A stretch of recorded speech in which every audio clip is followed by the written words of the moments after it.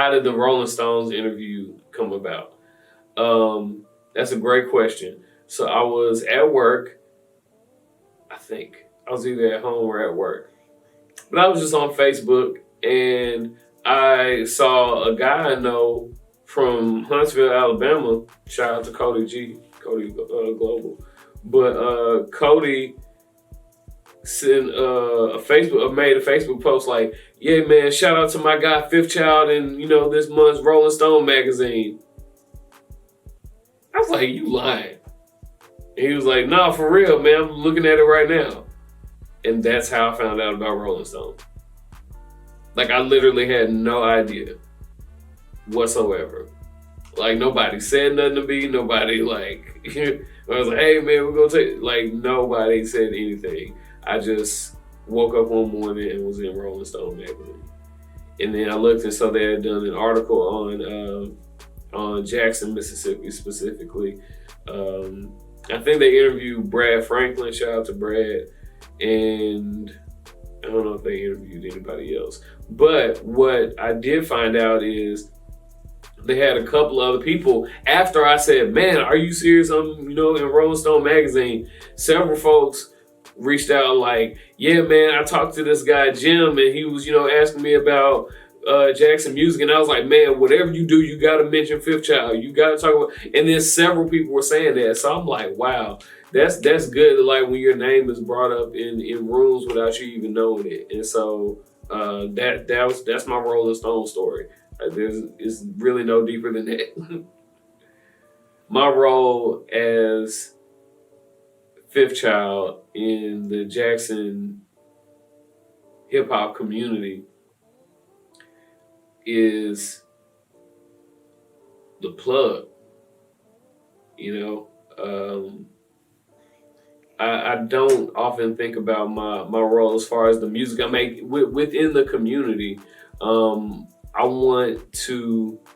I see myself as that guy who I need to get in touch with so-and-so, but I don't know them.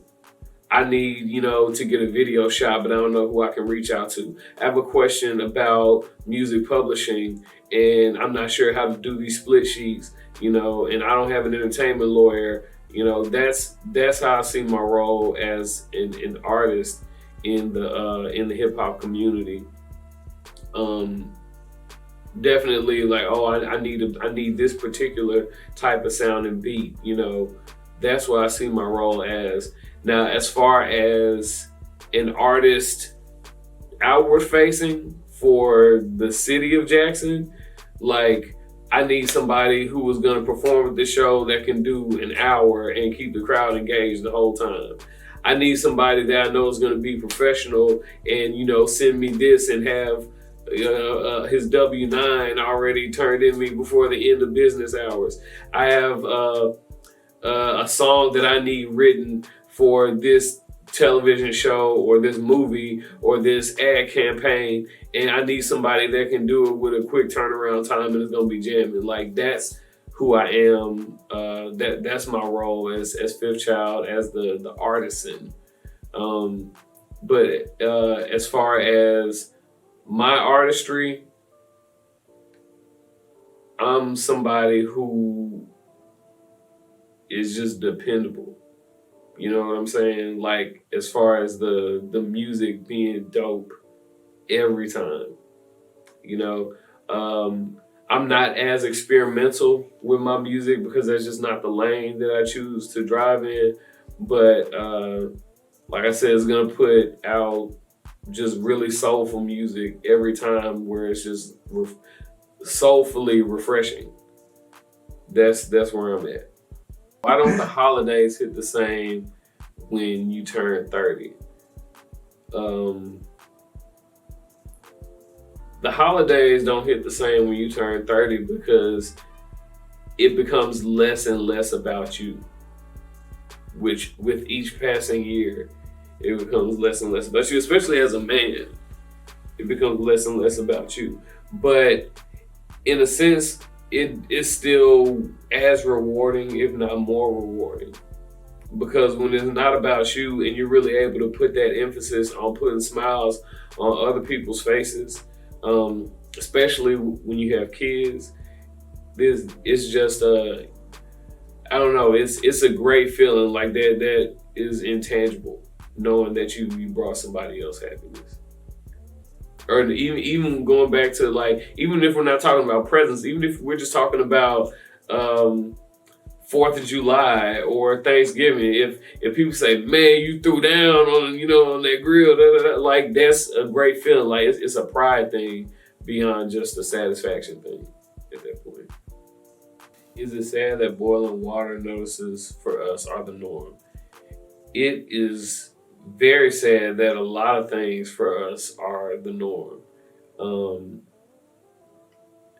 I understand that every city has its problems, but this is my city, and I'm not really concerned with other cities' problems. I'm concerned with my city.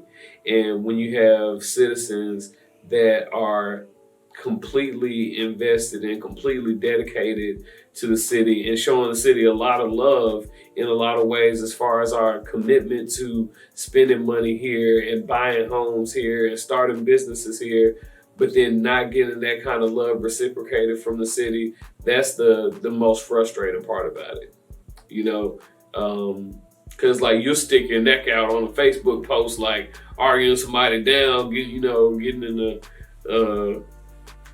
into argument matches with people to defend the city, and then at every opportunity the city doesn't stand up for you. If it's about the people, if it's about the community, there's no question. But from the people who have the opportunity to make a difference from behind a desk, you just don't get that same kind of commitment. It's a cash grab at that point. So, do I believe in New Year's resolutions? I believe in doing whatever you need to, whenever you need to make yourself a better person.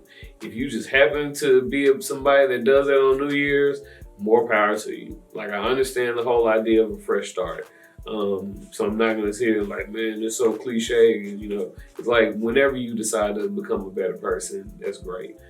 My day is August 27th.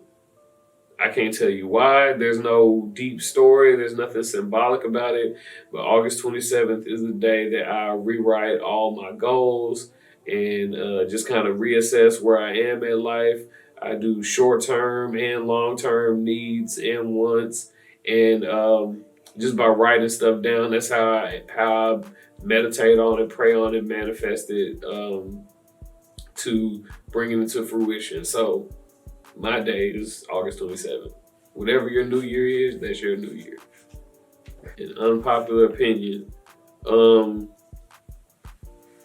Webby was always better than Boosie. That's my unpopular opinion. Webby was always better than Boosie.